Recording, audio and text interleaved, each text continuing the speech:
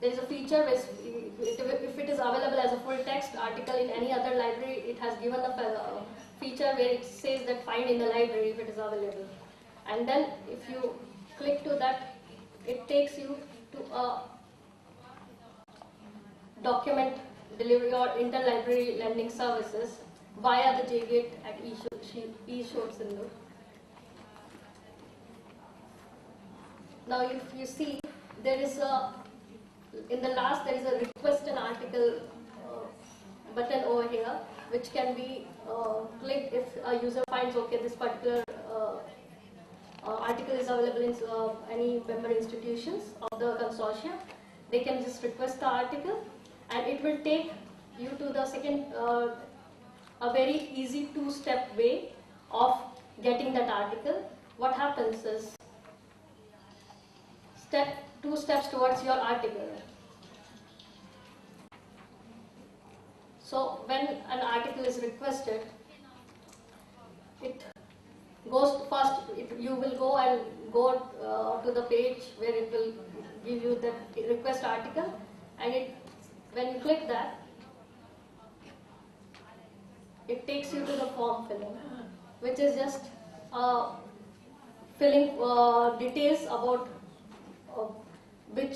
what is your name, email, and all the relative details, and it will directly go to the librarian or administrative department of that particular library where that full text article is available, and you are just requesting that article from that library. So there's interlibrary lending services which has been integrated within the JGate platform through the eShotSindhu. So there is no, you don't have to go to different email IDs, searching for the email IDs. You can directly go through this interface and fill your contact details in the interlibrary lending mail form and send to the particular library. There is also a facility which was provided in this consortium of eShotSindhu, that you can track the your request of articles. So here, this is it can be depending on the library or the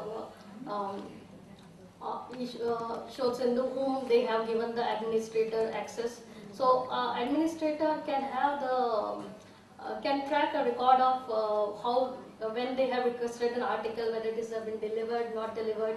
If it is pending, there could be, should there be a need of reminders or something like that. There are various ways that the interlibrary lending request can be facilitated. Now we have just explored here.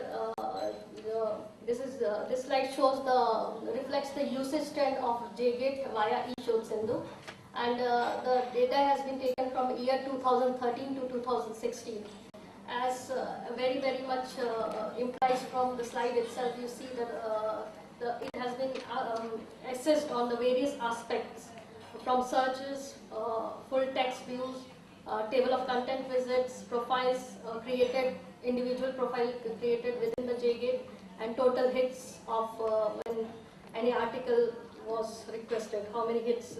And there is a tremendous growth in all aspects of this features, from searches, and JGate has really facilitated the various research aspects.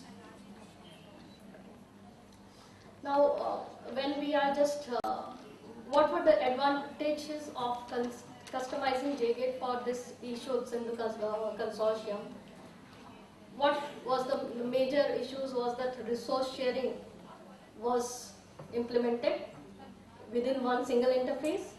It has avoided the duplication of resources, means this data can be used where the particular full text article is full text journal is available, whether a single library needs to have subscribed to it or not, that decision could be taken. It has reduced unwanted subscription, and you can share through sharing. It is whatever requirements of individual libraries and member libraries can be catered. Usage promotion, obviously, that when so much of data is available and member institutions, research of journals has increased.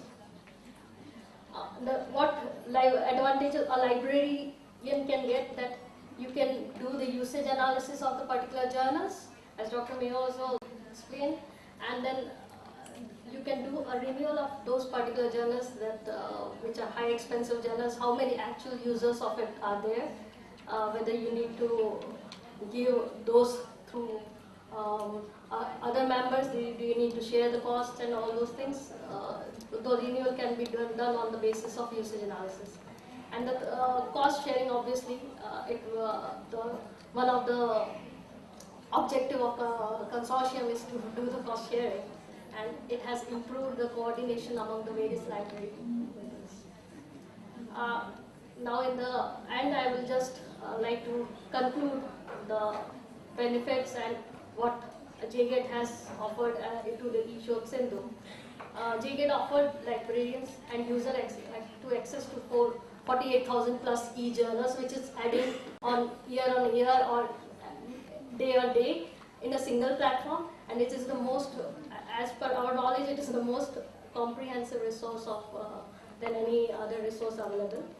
And this provides the 23,000 open access journals in one single platform, which is also a huge benefit to the organizations and institutions, librarians, users, and researchers.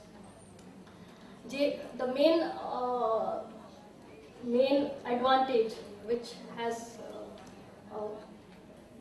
JGET has provided to the eShod Sindhu is that it simplified the ability to identify the availability of full text document immediately for the user by providing various methods and features as seen in the case study like interlibrary lending and document delivery solutions. The interlibrary lending feature that can be implemented as a customizable feature is very useful tool for the libraries and institutions. So with this, I conclude my presentations, and if you have any questions. Thank you very much. So time for questions now. I will have one quick question. Does the platform include or support non-Latin characters? Currently. No. Currently. Other question?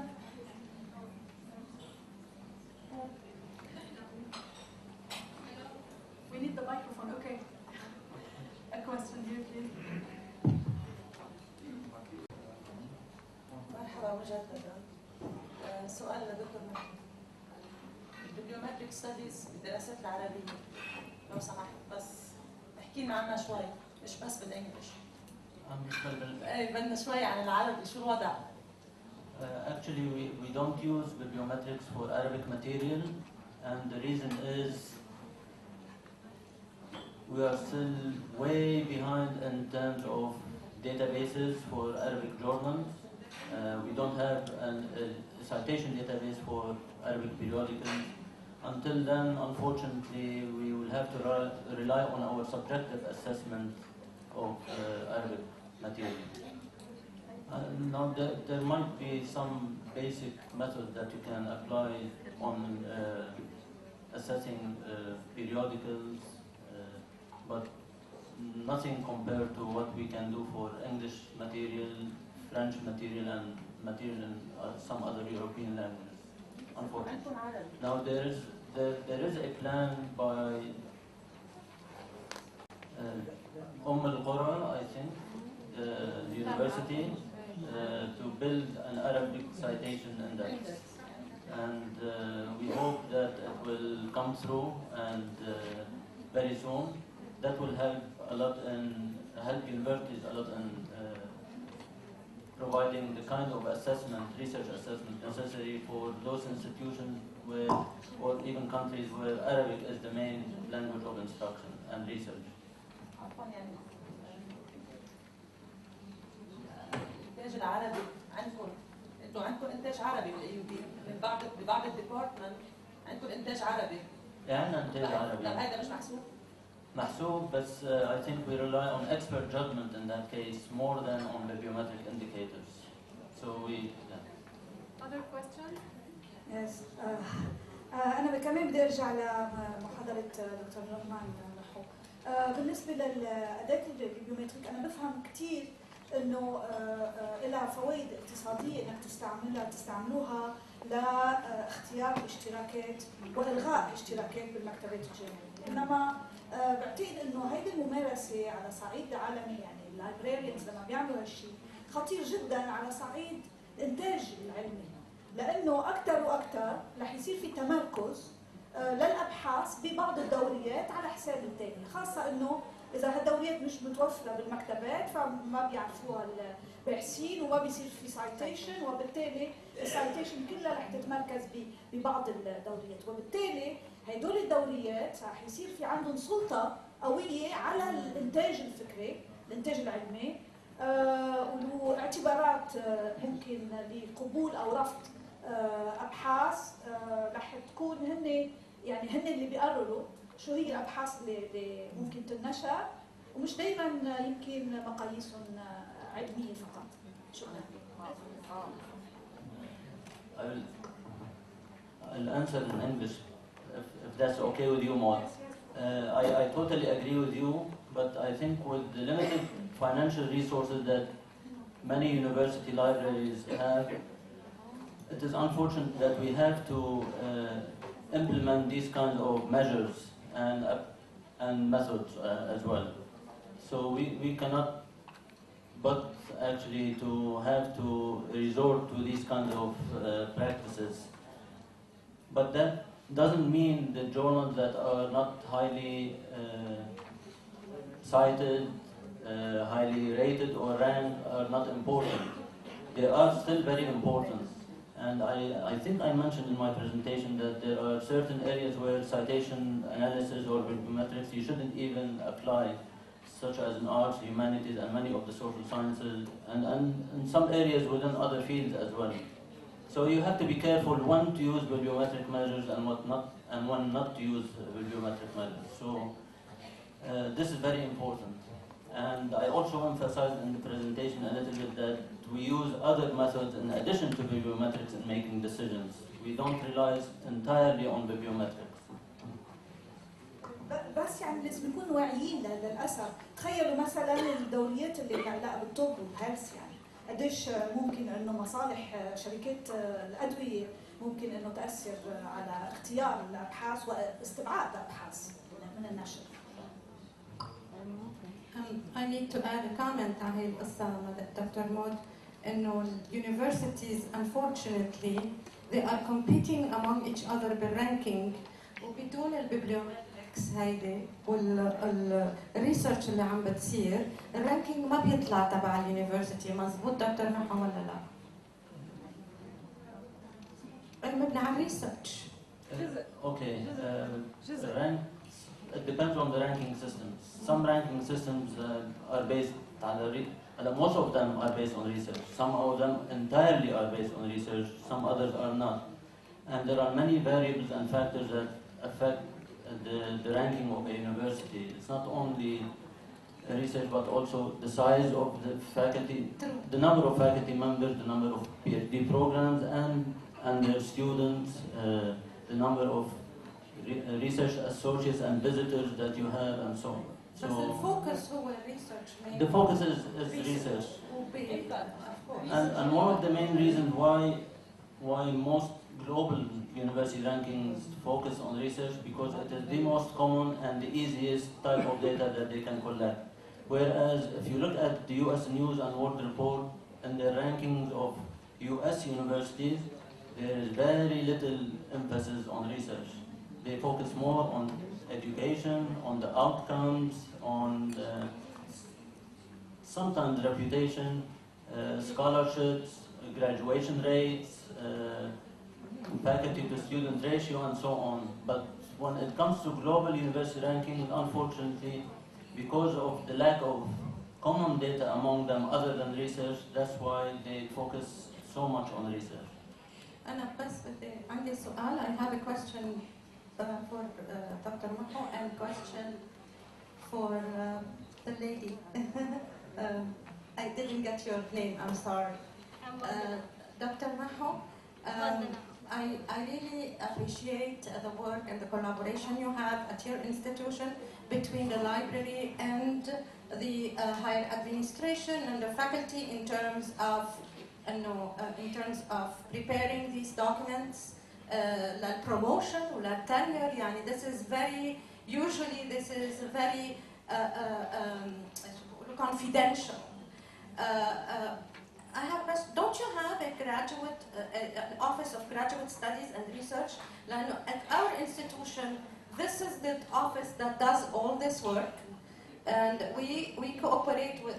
Recently, يعني a year ago or 2 years ago, we started cooperating بيننا وبين this office particularly. Thank you for this question. For all of the questions, actually. We do have that kind of office at AUB, but fortunately for us, the libraries, we have better and more advanced skills in the type of material and report that they would like to generate. So if you have the library staff who can do all of this work on your behalf, then they delegated all of that work to us. Well, I applaud you, seriously, I applaud ever. And just wanted to emphasize that our medical librarian, our engineering librarian, the science librarian, Mariette, and several of their staff members are all now really well versed in bibliometric methods and analyses. And the more they work on it, the more knowledge and skills they are accumulating. And hopefully we will share all of these kinds of experiences with all of our colleagues in the country. I'm sure you'll do. About the G-Gate, is it an Indian portal? I don't know. Only? Well, I cannot say it's an Indian portal, but it is developed by an Indian company for a global journal collection. So, is it on a subscription base? Yeah, it you is have on a to pay subscription basis. Oh, okay. Okay. Thank you. Just one or two more questions before we end the session, please. Dr. Talib? أنا سوري بس بدي أشكر المحاضرين على المحاضرات القيمة جدا والقواعد التقييمية اللي على الفيديوهات تحديدا مع دكتور لقمان، والقاعدة بتقول the field test survives. لذلك ما فينا ما في الجامعات والمؤسسات تكون جمعيات خيرية. الأقوى يجب أن يبقى ونحن بكل أسف خليني أقولها كمان وضع الجامعة اللبنانية هي مفروض أكبر عدد من الطلاب اللبنانيين موجودين فيها لا علاقة لها بكل المبادئ اللي قلتوها. فضيحة من الفضائح أن يتوقف نظام المعلومات عندهم ويرجعوا إلى القلم والورقة والاختصاص بالخط اليد. بيرجعوا شو بدكم تحكوا عن التقييم اللي عم يعملوا دكتور لقمان والفريق تبعه بيننا وبينه؟ وين رايحين؟ بس عم برفع الصوت حتى كلنا نكون اوير، بلكي بيوصل لحدا بالجامعه انه السيستم تبعهم الهورايزون تسكر من زمان وبالقلم والورقه مش عم اقول غلط هلا فهمت، بالقلم والورقه عم يكتبوا. وين هالجامعه؟ ويننا نحن؟ اوكي شكرا.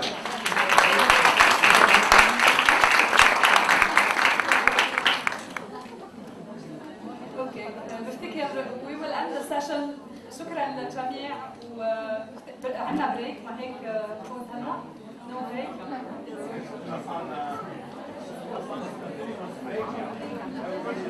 The second session.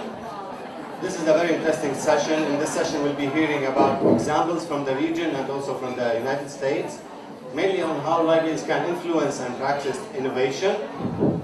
It's a very interesting session. And we'll be starting with Michael Dowling from the American Library Association. He's the director of the International Relations Office and the Chapter of Relation Office. And also he's now serving a 2-year term in the IFLA Governing Board in his capacity as the chair of the Management of Library Association section.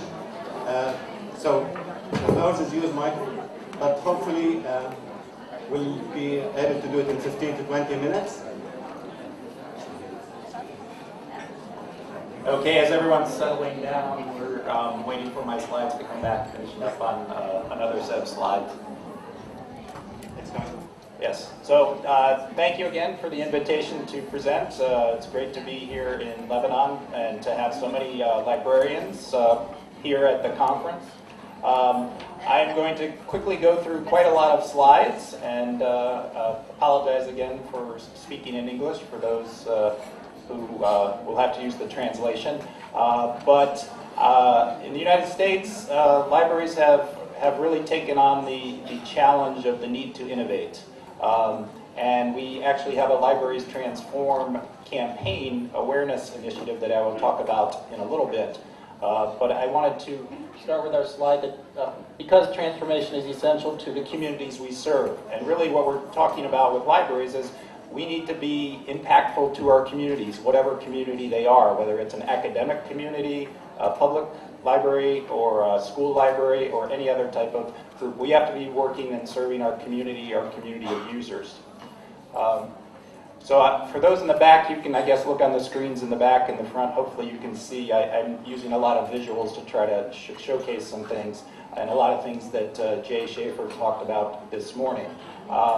So I have examples up here. The one picture is from Toys R Us, which is maybe some of you know was a business that sold toys, and they just went out of business 2 weeks ago. More or less, Amazon and other groups have taken over, and they, again, people are buying toys through the internet and other places. So again, they were not able to create their own platform that got enough people to come, and so they have disappeared, just like the dinosaurs have. And again, on the other example is a news article about all the libraries that were closing in the United Kingdom.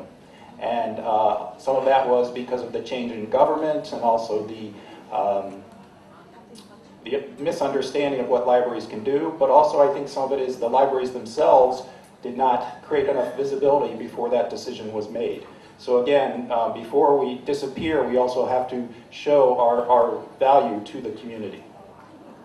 So what we want to have, instead of stories about closings, is stories about how valuable we are, how we do transform lives. And so this is an example in the United States of a library that then ended up on the television news. So just as the Minister of Culture here got TV coverage, right? So when he was here, the TV people were here. But after he was gone, they left, right? So they are not covering the rest of the story here. And what we want them to do is to cover our story, to highlight what we're doing for people. So these are just examples, again, of how libraries in the United States, whether they are, in this case, a medical library, other places are going to have to make lots of changes based on what their users now want versus what users wanted before. And so this is just an example that every type of library has to make changes. And again, when you make your changes, hopefully people will recognize it, but also to get the word out about what you've been doing. And as Jay talked about and the other folks talked about, Sanjay and others, with the digital changes that have been going on in the world, we are impacted by what goes on around us. We cannot ignore all these different changes and trends that are going on in society. And so we have ALA has a Center for the Future of Libraries. And just as IFLA has a number of library trends that could impact libraries, ALA has followed a lot of different things. So as you can see here, there's a lot of different little elements. So there's probably a different 25 or 30 different things that are going on now with technology and other things that are impacting how people interact with news, how they interact with information. And again, we need to be cognizant of that. We need to recognize that, and we need to understand how we can react or participate in that. So we're very fortunate in the United States that we do have quite a bit of information on libraries, both academic, public, and all types. And so that has given us, again, as was talked about before, we have data information, again, on where libraries are at this point. And so that is very helpful. So certainly in Lebanon and other places, I think if you do not have enough good data, then you may want to start looking to try to put that together somehow, working with the Ministry of Culture. Again, maybe they would be the one that could help fund that study so you have better information about the current situation with libraries. We also are very fortunate that we have foundations and other organizations in the United States that do understand what the value or what the impact of libraries can be. And so again, they've assisted us with putting together different studies and different reports or different guidance. So these slides will be available afterwards on the website for the conference. So each of these have URLs in there so you can look and then have an opportunity to look at these different studies, see what they're talking about. We, again, get people together just like you're doing here, have national gatherings to bring in people not only from the library community, but people from outside the library community. Again, people talking about from the Silicon Valley, or people who are working with homeless people, or working with all different groups that libraries are impacted by, to bring them together to talk about how libraries can help with those, whatever community we're talking about. So here's an example from the Brookings Institute. Is a well-known institute that looks at a lot of different issues of how issues within society. And so they have recognized how public libraries can help impact with health issues, health information for the community. There was a question earlier about health topics, and so again, libraries can play a very important role in the health of not only in, say, the public library, but also within the academic library. We know students are very stressed out, and once again, how can libraries help with that stress that students are going through? So what you need to do is, as Jay alluded to earlier, is we need to do assessment studies. So we need to not just decide on our own, what services are needed. We need to talk to our community. We need to engage our community, whatever community that is. So in the United States, in the last 5 or 10 years, that's been a very big priority, is to start talking to your community. What is it that you would like to, what are your priorities? What are your aspirations, as Jay mentioned? What are the aspirations of the community that you serve? What do they want to try to accomplish? And how then can the library help to accomplish that? That's how you determine what your services are. So this is a survey that was done by just a medium-sized public library. They actually hired a firm to help them do that, and they went out and they talked to the community, not only people who use the library, but people who don't use the library. Why don't you use the library? What are your challenges in your life? How could a library help you? And then, as Jay also mentioned, maybe not enough university libraries do assessment of their student body and faculty, but it needs to be done. So this is an example from MIT. Again, obviously a fairly well-funded library, but they do have assessments every 3 years. So they go through an assessment process, talking to their students, talking to faculty, again, so they don't start to do activities or continue to do activities that may not be useful. So again, you want to talk to your community. It's critical for that opportunity for you to engage them and to bring them aboard on when you're making decisions and making changes.